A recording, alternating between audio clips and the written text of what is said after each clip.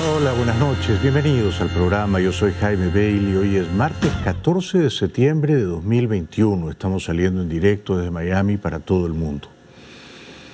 Hoy es un día muy importante en California y en general en Estados Unidos. Hoy los californianos están votando. 9 millones, 10 millones de californianos. Tienen que responder dos preguntas. La primera, el actual gobernador demócrata Newsom, Gavin Newsom, ¿debe continuar en el cargo o debe ser removido de la oficina? Es decir, hay un revocatorio. Si gana el sí, Newsom perderá su cargo como gobernador hoy mismo.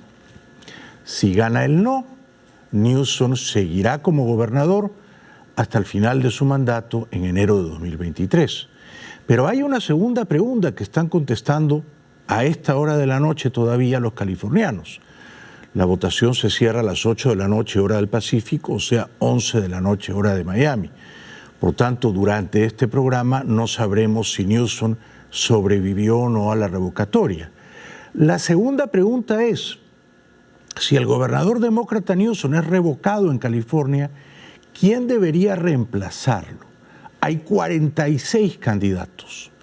El que saque la mayor votación, y el favorito es un republicano, estrella de la radio, Larry Elder, lo reemplazaría de inmediato. Así las cosas, Biden se trasladó a California y expresó su entusiasta adhesión sin reservas al gobernador de su partido, señor Newsom, y dijo que lo que está ocurriendo hoy en California, millones de personas votando para revocar o no al gobernador, ya luego les voy a contar por qué quieren revocarlo, está en los ojos de la nación y del mundo. California, I'm not sure you know it, but if you didn't know it, you should. The eyes of the nation, this is not hyperbole, the eyes of the nation are on California, because the decision you're about to make isn't just going to have a huge impact on California. It's going to reverberate around the nation, and quite frankly, not a joke, around the world. Gavin Newsom fue elegido gobernador de California hace 3 años, en 2018. Había sido antes alcalde de San Francisco, ciudad en la que nació. Tiene 53 años. Como todo político, no sueña con ser gobernador, sino con ser presidente de Estados Unidos, ¿no? Si hoy sobrevive al revocatorio, quizá algún día pueda coronar ese sueño. Si hoy es despedido por los californianos, me temo que su carrera política se habrá eclipsado. Biden, al apoyar a Newsom, dijo, tensando un poco la cuerda, exagerando bastante, que entre los 46 candidatos, muchos de ellos republicanos y otros demócratas, que aspiran a reemplazar a Newsom en caso de que éste sea revocado hoy, el favorito, Larry Elder, afroamericano, estrella de la radio, ultraconservador, es, dijo Biden, un clon de Trump. All of you know that last year I got to run against the real Donald Trump.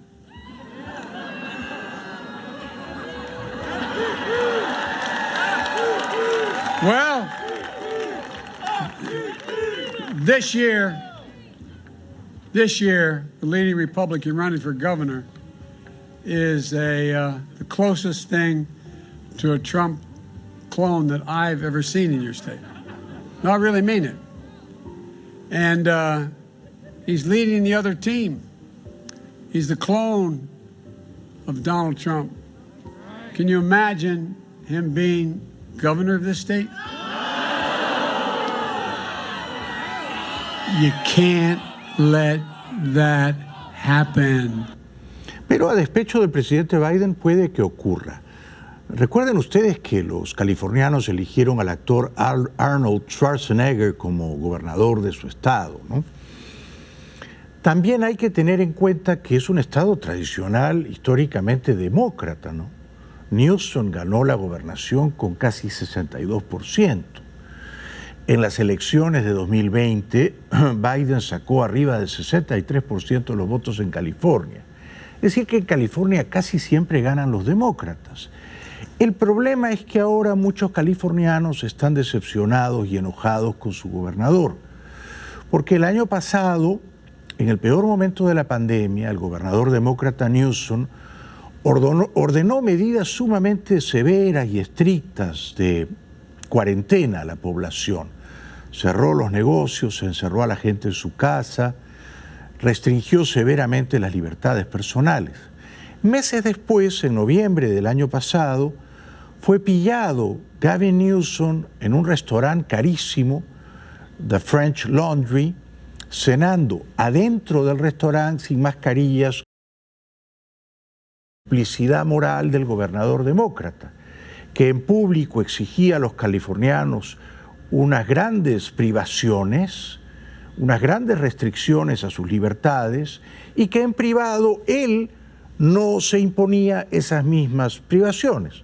Un poco lo que ha pasado con el presidente argentino Alberto Fernández, ¿no?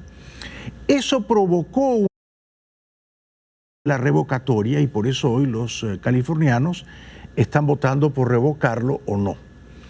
Biden, de paso por California, endosando a Newsom, jugándose un poco su capital político, porque puede que hoy Newsom sea revocado y Biden saldría chamuscado, se pronunció a favor de subir el salario mínimo a $15 la hora. Working people have taken on the chin too long. We need leaders like Gavin who respect them, hear them, fight for them. To me, it's pretty basic. If you're working a 40-hour week, you shouldn't be living in poverty. That's why I support a $15 minimum wage. Gavin is leading the way in California. Como buen demócrata y como buen liberal y como buen californiano, el señor Newsom, por supuesto, está a favor del consumo de marihuana, el consumo recreativo de marihuana, a favor del aborto legal, ¿no? Y a favor de subir el salario mínimo. Y es en general un progresista, ¿no? Pero Biden trata de presentar el revocatorio de hoy como un referéndum sobre Trump. Y Trump ya no es más presidente, ¿verdad? Entonces en esto Biden hace trampa.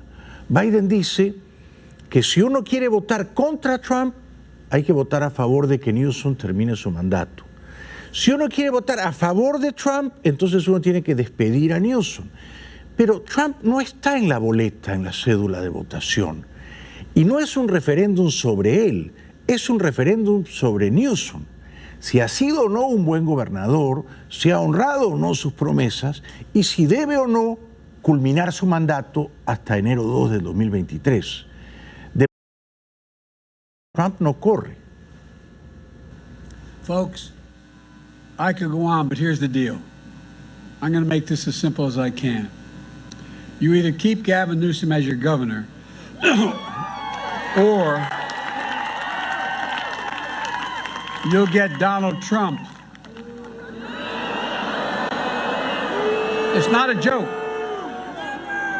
Republican governor blocking progress on COVID-19, who is also anti-woman, anti-worker, a climate denier, who doesn't believe in choice. The choice should be absolutely clear. Gavin Newsom, you have a governor who has the courage to lead. Pero no tuvo el coraje de ponerse una mascarilla en el restaurante The French Laundry en noviembre del año pasado, cuando él exigía a los californianos que se pusieran mascarillas y que no salían de sus casas. De manera que por eso la gente está molesta con Newsom. Y no es un referéndum sobre Trump, sino sobre Newsom. Como de costumbre, la prensa estuvo atenta a los achaques, a las lagunas mentales, a las torpezas retóricas del presidente Biden, ¿no?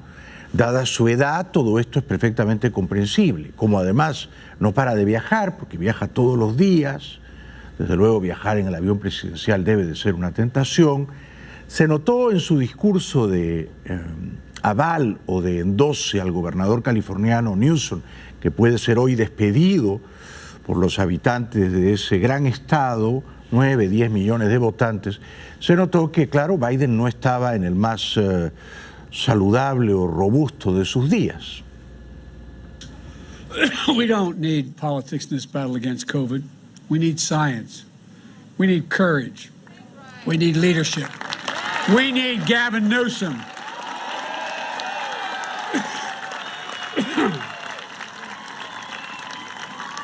A governor who follows science, who's got the courage to do what's right, and who'll lead, and I apologize for coughing. Dice que Newsom, el gobernador demócrata californiano, que podría ser hoy despedido, revocado, siguió la ciencia. En rigor eso no es verdad, porque él decretó una cuarentena muy estricta, muy draconiana, encerró a los californianos, cerró los negocios, pero fue pillado cenando el año pasado en un restaurante de lujo carísimo de French Laundry con amigos y ninguno llevaba mascarilla. No puede entonces un político ordenar unas normas de convivencia, unos protocolos de higiene, unas medidas drásticas restrictivas de la libertad a sus conciudadanos y él no cumplir nada de lo que ordena y burlar esas normas, esos protocolos y esas leyes draconianas. Cuando los californianos vieron esa imagen de Newsom cenando en un restaurante carísimo de French Laundry sin mascarilla, dejaron de quererle y puede que hoy lo despidan por eso. The pushback against Newsom followed the economic fallout from his order for the nation's first COVID lockdown back in March 2020. We direct a statewide order for people to stay at home. And when this image went viral in November 2020, it gained unstoppable momentum. We've obtained this photo of Governor Gavin Newsom dining at the luxurious French Laundry restaurant. The governor seen violating his own COVID restrictions to attend a birthday dinner in one of the country's most expensive restaurants. And so what started as a grassroots effort for a petition to recall the California governor now has national political implications. Ese restaurante de French Laundry es uno de los más caros, no de California, de todo el país. Una cena ahí puede costar más o menos $300 en promedio por cada comensal. El gobernador que exigía que los californianos no fueran al restaurante, no salían de sus casas, usaran mascarilla, él no tenía una mascarilla puesta y estaba adentro.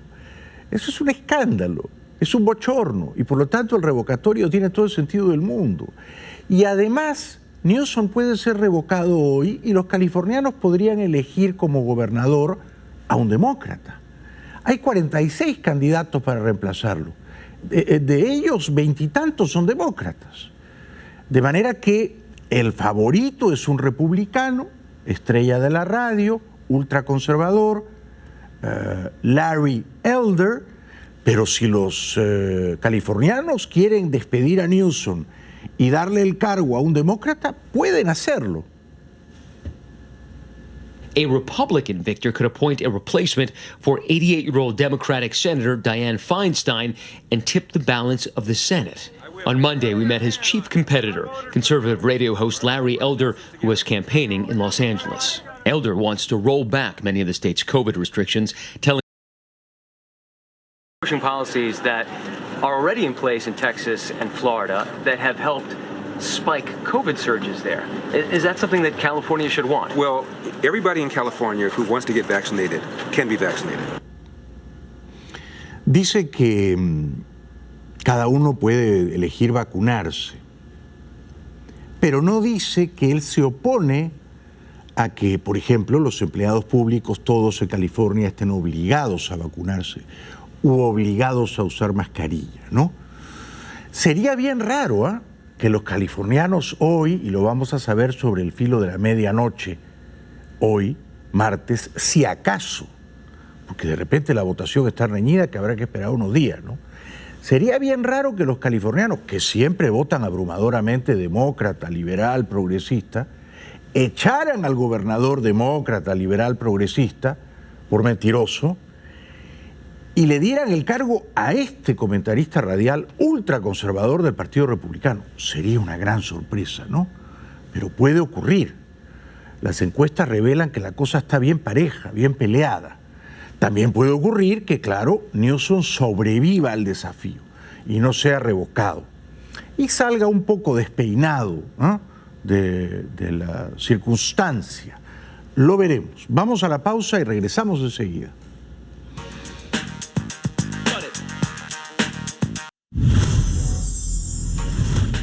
Bienvenidos de vuelta al programa. Recordarán ustedes, que son memoriosos, que en los últimos días de la presencia militar de Estados Unidos en Afganistán, un dron disparó un misil contra un objetivo presumiblemente de Al-Qaeda, ¿no?, terroristas de Al-Qaeda.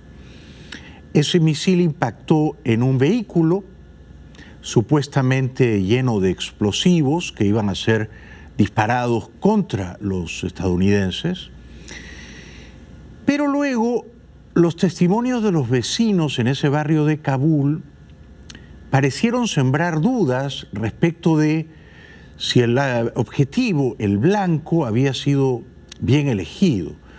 Se dijo que habían muerto 10 civiles, entre ellos 7 niños, y que todos eran inocentes, y que el vehículo, un Toyota Corolla blanco que había sido impactado por el misil disparado por las tropas de Estados Unidos, no tenía bombas, explosivos ni proyectiles.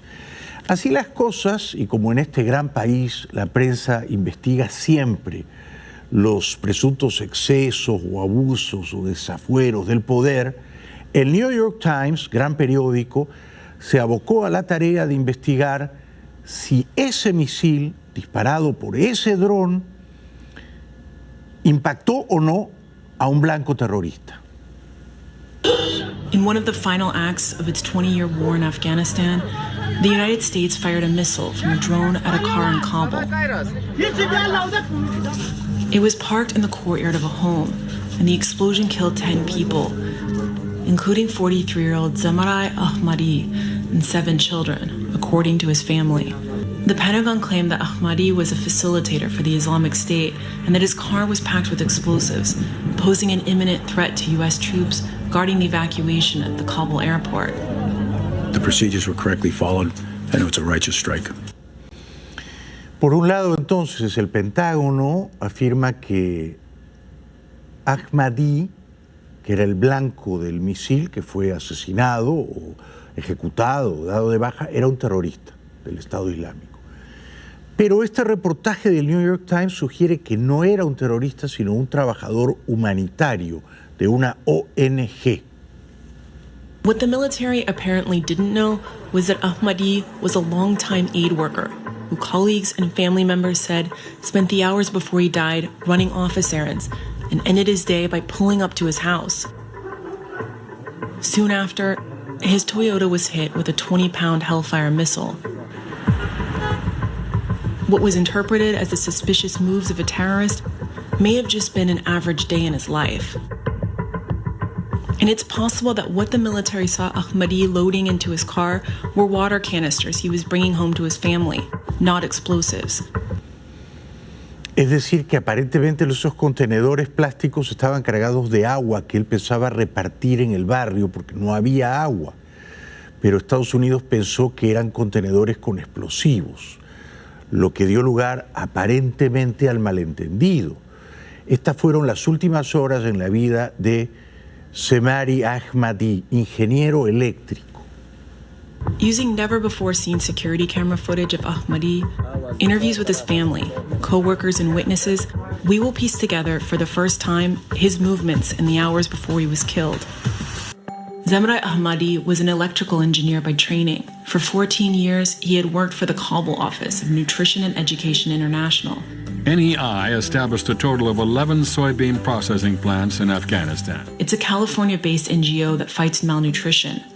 On most days, he drove one of the company's white Toyota Corollas, taking his colleagues to and from work and distributing the NGO's food to Afghans displaced by the war. O sea que aparentemente no era un terrorista, trabajaba para una ONG basada en California. Y el vehículo que conducía, el Toyota Corolla blanco, no era suyo, sino de esa ONG. El día de su muerte, Ahmadi salió sobre las 9 de la mañana en ese Toyota Corolla blanco a dejar a sus colaboradores en distintos lugares. La inteligencia de Estados Unidos pensó que estaba visitando madrigueras o escondrijos de los terroristas. Ahmadi appears to have left his home around 9 a.m. He then picked up a colleague and his boss's laptop near his house. It's around this time that the U.S. military claimed it observed a white sedan leaving an alleged Islamic State safe house around 5 kilometers northwest of the airport. That's why the U.S. military said they tracked Ahmadi's Corolla that day. They also said they intercepted communications from the safe house, instructing the car to make several stops. But every colleague who rode with Ahmadi that day said what the military interpreted as a series of suspicious moves was just a typical day in his life. Sobre las 2 de la tarde, un par de horas antes de morir, Ahmadi regresó a su oficina en el vehículo, en el Toyota blanco que quedó destruido por el impacto del misil. After Ahmadi picked up another colleague, the three stopped to get breakfast, and at 9:35 a.m., they arrived at the NGO's office. Later that morning, Ahmadi drove some of his coworkers to a Taliban-occupied police station to get permission for future food distribution at a new displacement camp. At around 2 p.m., Ahmadi and his colleagues returned to the office. The camera's timestamp is off, but we went to the office and verified the time. We also matched an exact scene from the footage with a timestamped satellite image to confirm it was accurate.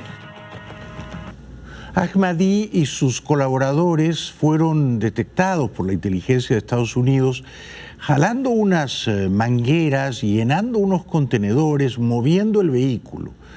Todo esto se prestó aparentemente a la trágica confusión. Se pensó que estaban llenando el vehículo de explosivos o de combustible. At 2:35 p.m., Ahmadi pulls out a hose, and then he and a coworker fill empty containers with water. Earlier that morning, we saw Ahmadi bring these same empty plastic containers to the office. There was a water shortage in his neighborhood, his family said, so he regularly brought water home from the office. At around 3:38 p.m., a colleague moves Ahmadi's car further into the driveway. A senior U.S. official told us that at roughly the same time, the military saw Ahmadi's car pull into an unknown compound 8 to 12 kilometers southwest of the airport. That overlaps with the location of the NGO's office, which we believe is what the military called an unknown compound. Es decir que quizá eran dos Toyotas blancos. Uno el de Ahmadi, que no era un terrorista, y otro el de los terroristas. Y eso quizá provocó el malentendido.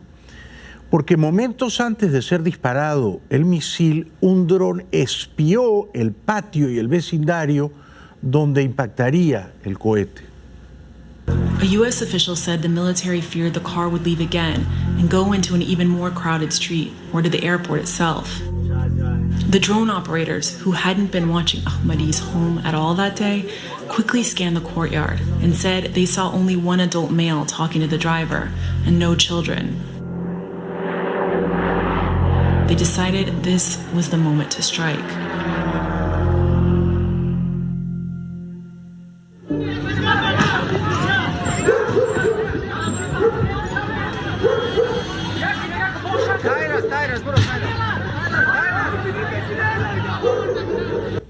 ¿Mataron entonces a un terrorista o se confundieron y mataron a un trabajador humanitario? No está del todo claro, pero parece lo segundo. Al momento de reportar el ataque, los jefes militares del Pentágono dijeron que la muerte de civiles, incluyendo niños, se debía a que el vehículo estaba lleno de explosivos y que eso había provocado explosiones secundarias que mataron a esos niños. A U.S. official told us that the strike on Ahmadi's car was conducted by an MQ-9 Reaper drone that fired a single Hellfire missile with a 20-pound warhead. We found remnants of the missile, which experts said matched a Hellfire at the scene of the attack. In the days after the attack, the Pentagon repeatedly claimed that the missile strike set off other explosions and that these likely killed the civilians in the courtyard. Significant secondary explosions from the targeted vehicle indicated the presence of a substantial amount of explosive material. Because there were secondary explosions, there's a reasonable conclusion to be made that there was explosives in that vehicle. El New York Times refuta a estos dos jefes militares. Según el periódico, los expertos que escudriñaron el lugar del incidente, del ataque, llegaron a la conclusión de que el vehículo, el Toyota Corolla blanco, no tenía explosivos y que por consiguiente no hubo explosiones secundarias. But a senior military official later told us that it was only possible to probable that explosives in the car caused another blast. We gathered photos and videos of the scene taken by journalists and visited the courtyard multiple times. We shared the evidence with 3 weapons experts who said the damage was consistent with the impact of a Hellfire missile. They pointed to the small crater beneath Ahmadi's car and the damage from the metal fragments of the warhead. This plastic melted as a result of a car fire triggered by the missile strike. All 3 experts also pointed out what was missing: any evidence of the large secondary explosions described by the Pentagon. No collapsed or blown out walls, including next to the trunk with the alleged explosives. No sign that a second car parked in the courtyard was overturned by a large blast. No destroyed vegetation. Entonces, según el New York Times, Estados Unidos no mató a un terrorista, mató a un civil inocente por error y a otros civiles que estaban cerca de él, familiares suyos, y confundió trágicamente el esfuerzo de este civil que estaba tratando de repartir agua en su vecindario con un complot terrorista. All of this matches what eyewitnesses told us, that a single missile exploded and triggered a large fire. There is one final detail visible in the wreckage: containers, identical to the ones that Ahmadi and his colleague filled with water and loaded into his trunk before heading home. Even though the military said the drone team watched the car for 8 hours that day, a senior official also said they weren't aware of any water containers. The Pentagon has not provided the Times with evidence of explosives in Ahmadi's vehicle or shared what they say is the intelligence that linked him to the Islamic State. Extrañamente, al día siguiente del misil que mató a Ahmadi y a otros civiles, desde un Toyota Corolla blanco, otro auto, fueron disparados misiles al aeropuerto de Kabul, aparentemente esta vez sí por terroristas. But the morning after the U.S. killed Ahmadi, the Islamic State did launch rockets at the airport from a residential area Ahmadi had driven through the previous day, and the vehicle they used was a white Toyota.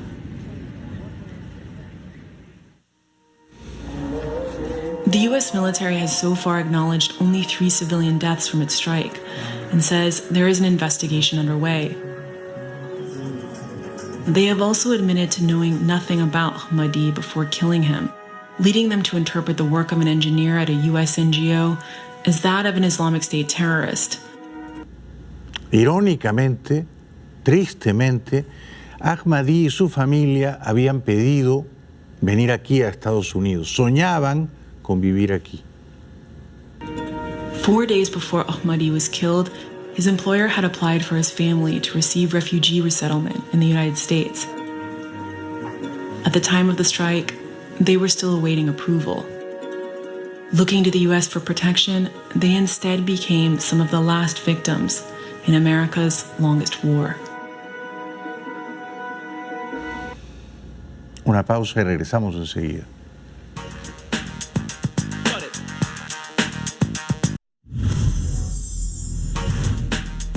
Como ustedes saben, el escritor nicaragüense Sergio Ramírez, el Premio Cervantes, no puede regresar a su país. Si vuelve a Managua, será encarcelado por orden de un tirano imbécil, Daniel Ortega, que ahora lo odia, pero que en los 80s fue su amigo, aliado y socio político. Ambos eran sandinistas. Ramírez era vicepresidente de la Junta Sandinista. Ahora, ese tirano imbécil, Ortega, quiere meterlo en un calabozo, pero desde Madrid, Sergio Ramírez dice que, por supuesto, no va a volver a Nicaragua y se va a exiliar en Costa Rica, donde estuvo exiliado hace décadas. El actor nicaragüense Sergio Ramírez cree que las revueltas estudiantiles de 2018 dejaron herido al presidente de Nicaragua, Daniel Ortega. En una entrevista con la France Press en Madrid, aseguró que su antiguo camarada sandinista terminará por caer. Cambiaron la historia de Nicaragua, cambiaron la suerte de la dictadura también. Ortega aparentemente está muy fuerte, pero los hechos del 2018 fueron para él un tiro al codillo. Podrá correr todavía algún tiempo, pero caerá. Caerá, dice desde Madrid Sergio Ramírez. Hay elecciones en Nicaragua el próximo mes de noviembre. El tirano imbécil se ha encargado de encarcelar a todos los principales candidatos opositores. De manera que, por supuesto, esas elecciones, huelga decirlo, serán amañadas. Y Ortega seguramente hará trampa y anunciará que ha ganado, burlando la voluntad popular una vez más. Sergio Ramírez, 78 años ya, explica que la orden de detención obedece únicamente a la voluntad rencorosa, mezquina, miserable de ese tirano imbécil, Daniel Ortega, que él sí debería estar en la cárcel. Desde la semana pasada, Ramírez, de 78 años, es objeto de una orden de detención por conspirar contra la soberanía que hace que no se plantee volver al país. Todo depende de una sola voluntad. De manera que ese sistema, tal como está articulado, tendría que variar o desaparecer para pensar que yo podría sentirme seguro como para vivir dentro de Nicaragua y no caer en ninguna trampa de que me dejaran entrar y después me fueran a reprimir. Por supuesto, no debe volver a Managua, yo en sus zapatos no lo haría de ninguna manera, ¿no? No debe dignificar a la dictadura de Ortega y su venenosa mujer, la tarántula Rosario Murillo, creo que se llama, pero prefiero olvidar su nombre. Sergio Ramírez, Premio Cervantes, acababa de publicar una novela que no he leído. Me gusta el título. Tongolele no sabía bailar. El escritor, ex vicepresidente nicaragüense y Premio Cervantes 2017, Sergio Ramírez, ha presentado este martes su nueva novela Tongolele no sabía bailar, días después de que la Fiscalía de Nicaragua emitiera contra él una orden de detención por conspirar e incitar al odio. Esto es el más daño que se le puede hacer a un escritor, prohibir ser leído en su propio país. Tras verse obligado a permanecer en el exilio para evitar la cárcel en Nicaragua, Ramírez ha explicado que está buscando cómo adaptarse a una nueva situación que significa la imposibilidad de poder regresar a su propio país, algo que considera siempre muy duro. Lo mejor que puede pasarle a un escritor es que alguna dictadura o algún clérigo fundamentalista o algún jefe militar prohíba su libro y lo queme. Le pasó a Vargas Llosa con La ciudad y los perros, le pasó, por ejemplo, a Salman Rushdie, que tuvo que pasar a la clandestinidad porque los clérigos querían matarlo. Le pasa ahora a Sergio Ramírez.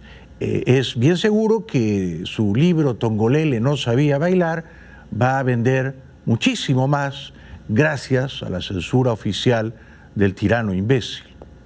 El exilio es un hecho muy doloroso para el que lo sufre, pero bueno, la única manera de romper con el exilio sería regresar a exponerme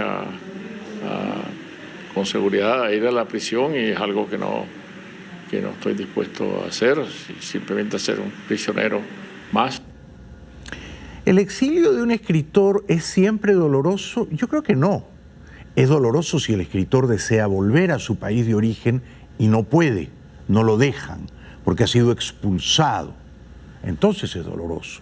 Ahora, si el escritor elige irse y encuentra un lugar donde se siente más libre, más a gusto, donde puede expresarse artísticamente mejor, como ha ocurrido tantísimas veces con escritores desde todos los tiempos, entonces ese exilio no es doloroso, al contrario, es fructífero y es provechoso.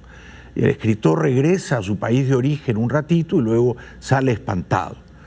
Sergio Ramírez recuerda a algunos escritores, cita a Milan Kundera, que fueron expulsados de sus países de origen.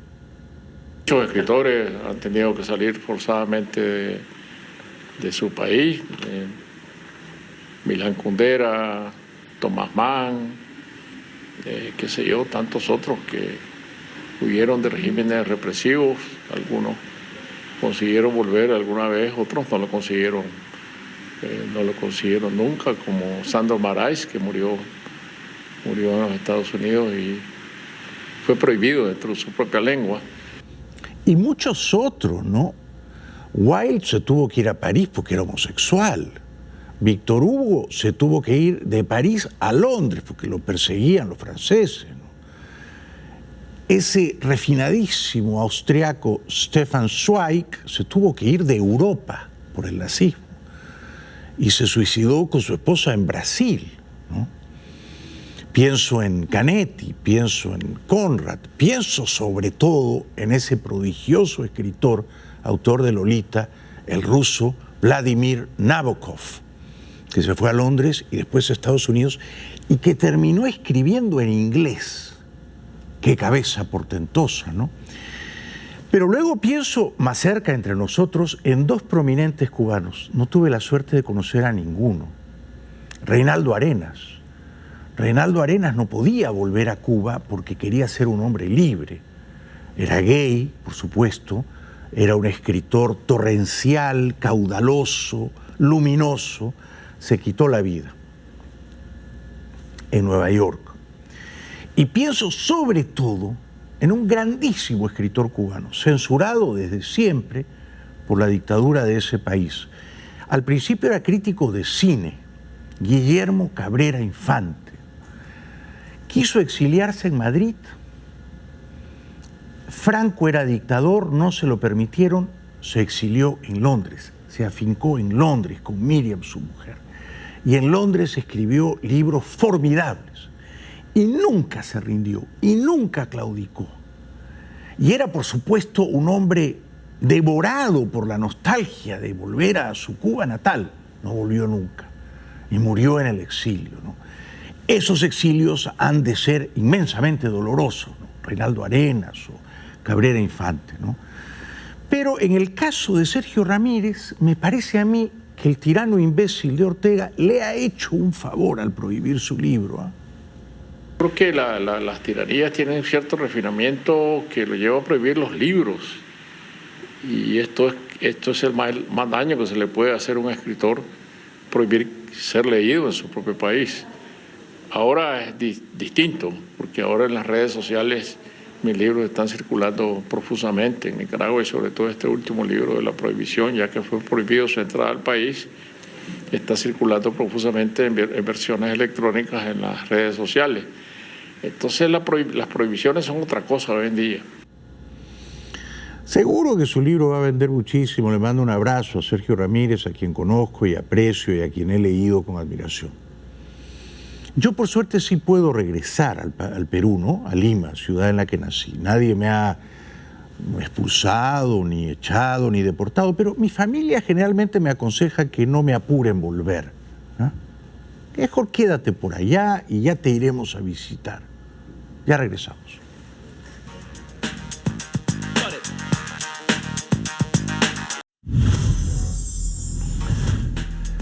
Bienvenidos de vuelta. Es muy triste que en Bolivia el gobierno de Arce y Evo Morales, en realidad el poder lo tiene ahí Morales, se haya ensañado viciosamente con la expresidenta Áñez, ¿no? Han decretado prisión preventiva. Es decir, no se ha determinado si es culpable y la señora está encarcelada hace medio año y ahora le han extendido la prisión preventiva medio año más. Han pasado 6 meses desde que la expresidenta interina de Bolivia, Yanine Áñez, fue arrestada. En prisión preventiva en La Paz, la abogada y expresentadora de televisión de 54 años es señalada por haber promovido un supuesto golpe de Estado contra su predecesor, el izquierdista Evo Morales. Y enfrenta 3 procesos en la justicia ordinaria por genocidio, terrorismo, sedición, conspiración, resoluciones contrarias a la Constitución e incumplimiento de deberes. La eligió presidenta del Congreso de su país porque ella era senadora. Y eso ocurrió porque Evo Morales había perpetrado un fraude electoral gigantesco denunciado por la OEA. De manera que es una horrible injusticia la que se perpetra contra ella y esto es lo que denuncia a su hija Carolina. No hay fecha para el inicio de ninguno de los juicios, pero la detención preventiva de Áñez se amplió por 6 meses en agosto, por lo que seguirá presa al menos 5 meses más. La familia asegura que la expresidenta derechista es víctima de persecución política. Feo de Evo Morales. Evo Morales lo que quiere ocultar es el fraude electoral que realizó el 2019 y ahora la tiene como trofeo para un mensaje de miedo a todos los líderes de la oposición y a todos los bolivianos que piensen diferente. Tiene toda la razón la hija de la expresidenta Áñez. En la Argentina el presidente Alberto Fernández ha sufrido un varapalo. El pasado domingo, en unas elecciones primarias, el peronismo perdió. Pero las elecciones que cuentan son las que se van a celebrar el 14 de noviembre. Fernández hoy dijo que van a corregir todo lo malo. El problema es que todo lo malo es todo o casi todo lo que él ha hecho como presidente.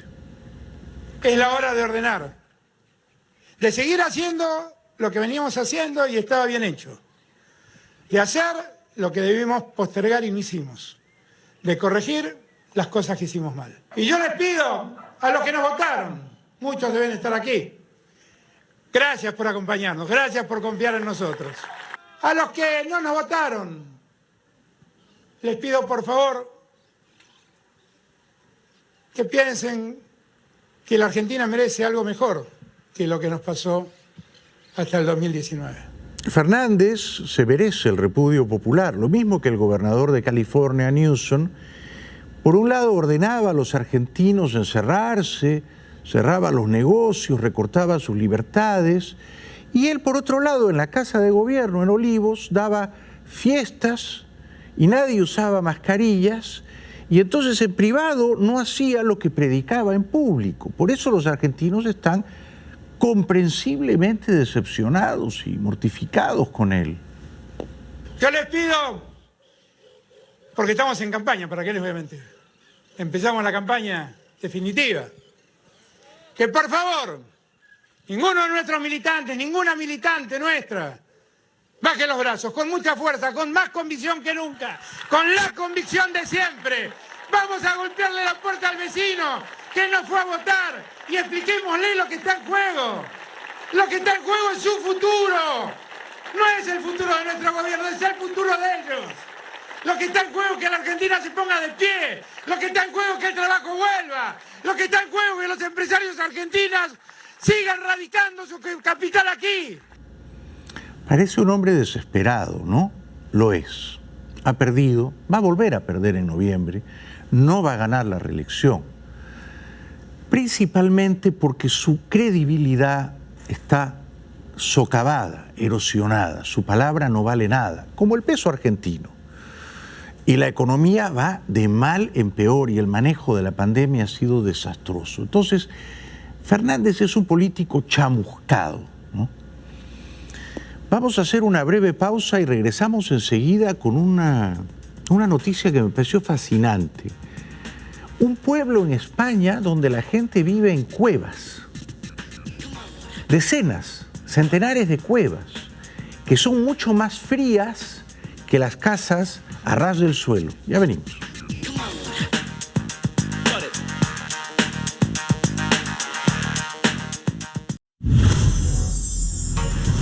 Para terminar, esta noticia es fantástica. Hay un pueblo en España donde miles de personas viven en cuevas.